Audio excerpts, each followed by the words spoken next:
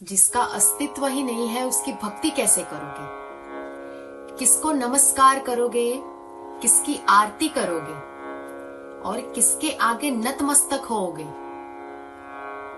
तुम्हारे विश्वास का होना जरूरी है उसके लिए।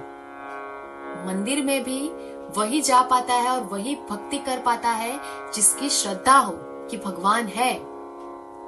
ईश्वर को सर्वशक्तिमान, ईश्वर सर्वशक्तिमान है, ईश्वर प्रेम सागर है, ईश्वर करुणा निधान है, ईश्वर महान है। इसके लिए तुम्हें पहले ये मानना होगा। यहाँ पर कुछ लोगों को ये बात नहीं जमेगी, पर आध्यात्म और जो हमारा धर्म है वो यही कहता है कि किसी गुरु को और भगवान को हम जितना ऑपोजिट जेंडर को हम प्रेम करते हैं, एक पुरुष होता है वो एक स्त्री को जितना प्रेम करता है, एक स्त्री जितना पुरुष को प्रेम करती है, अगर हम उतना भगवान को कर ले है, अभी हम करते नहीं हैं उतना।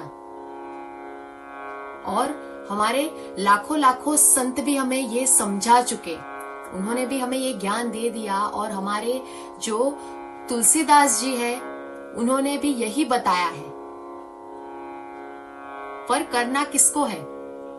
उन्होंने कोशिश की कि मनुष्य को भक्त बना दे, मनुष्य को ज्ञानी बना दे। पर गुरुओं में भी ज्ञान है, पर उन्होंने भक्ति करना नहीं छोड़ा है। और बिना भक्ति के कोई सुखी भी नहीं हो सकता है। और जो ज्ञान है वो भक्ति का अगर दुश्मन बन जाए तो वो तुम्हारा भी दुश्मन ही कहलाएगा। भक्ति तुम्हारा जीवन है, भक्ति तुम्हारा आनंद है। अगर वो गई तो तुम जीवन में दुखी रहोगे। अगर कोई प्रेमी चला जाता है हमारे जीवन से तो हम दुखी होते हैं, वैसे ही अगर भक्ति नहीं है तो हमारे अंदर वो प्रेम रस भी समाप्त हो जाएगा। इसीलिए वो समाप्त ना हो जाए, इसीलिए हमारे गुरुओं ने और संतों ने हमें ये ज्ञान दिया है कि हमारी भक्ति समाप्त ना हो। और अज्ञानी जो है वो नास्तिक नहीं होता है, अज्ञानी नास्तिक नहीं है, पर उनको लगता है कि सब मुझे ही, मैं ही जानता हूं। ये लोग जो भक्ति कर रहे हैं ये मूर्खता है, ये एक पाखंड है। और गुरु और संत क्या जानते हैं? पर भले ही इनकी समझ सही हो, पर इनकी समझ जो है वो किसी को तृप्त नहीं कर सकती, इनकी समझ किसी को संतुष्ट नहीं कर सकती। संतुष्टि के लिए तो मुझे भगवान चाहिए, ये समझ भी तो होनी चाहिए। और भक्त को इतनी समझ होनी चाहिए कि कोई भी नास्तिक उसकी भक्ति को कम ना कर दे, उसकी भक्ति को कमजोर ना बना दे। ये भक्त को भी समझ होनी चाहिए।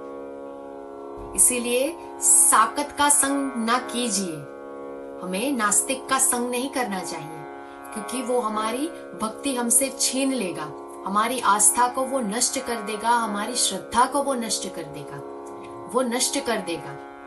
इसलिए हमें इतनी समझ होनी चाहिए कि कोई भी नास्तिक हमारी भक्ति को नष्ट नहीं करना चाहिए। और किसी भी उपदेश में भी हमें किसी की आस्था को नष्ट नहीं करना चाहिए। इसीलिए हमें अपनी भक्ति को पकड़ के रखना है। कोई भी नास्तिक अपने विचारों से हमारी भक्ति कम नहीं कर सकता है, ये बात हमें ध्यान में रखनी है। और हमें धर्म पर चलना है और धर्म के मार्ग को अपनाना है। ठीक है, इतनी बात आप याद रखिए और इस बात को आप फॉलो कीजिए। जय श्री राम।